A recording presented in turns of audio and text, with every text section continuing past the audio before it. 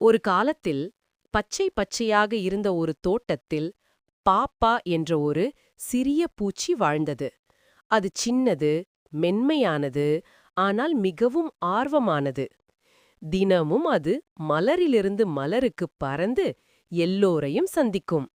ஒரு நாள் தோட்டத்தின் நடுவில் புதிதாக மலர்ந்த பொன்னி என்ற பொன்னிற மலரை பாப்பா கண்டது.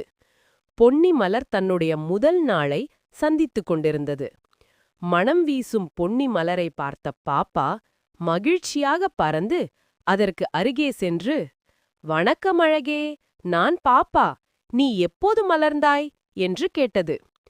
பொன்னி மெதுவாக சிரித்து, "இன்றுதான். நீ என்னுடன் நண்பராக இருப்பாயா?" என்றது. பாப்பா மகிழ்ச்சியில் ஆடி, "நண்பரா? நிச்சயமாக!" என்றது.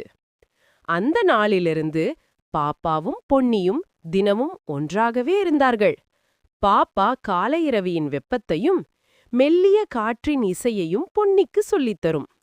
பொன்னி தனது இனிய மடத்தால் பாப்பாவை மகிழ்விக்கும். ஒரு நாள் தோட்டத்தில் பெரும் மழை.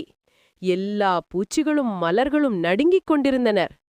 பொன்னி மலர் மழைத்துளிகளால் சோர்ந்து போகும்போது பாப்பா தன் சிறிய சிறகுகளால் அந்த துளிகளை துடைத்துவிட்டது. "பயப்படாதே, நான் இருக்கிறேன்" என்று அது மெதுவாக சொன்னது. மழை நின்றபின் பொன்னி புதிதாய் புனைந்தெழுந்தது. "நன்றி பாப்பா, உண்மையான நண்பன் நீதான்" என்று சொல்லியது. அதன்பின் தோட்டத்தில் எல்லாரும் இப்படி சொல்வார்கள்: நண்பன் என்றால் பாப்பாவாக இருக்கணும், நட்பு என்றால் பொன்னி மலர் போல ஜொலிக்கணும்.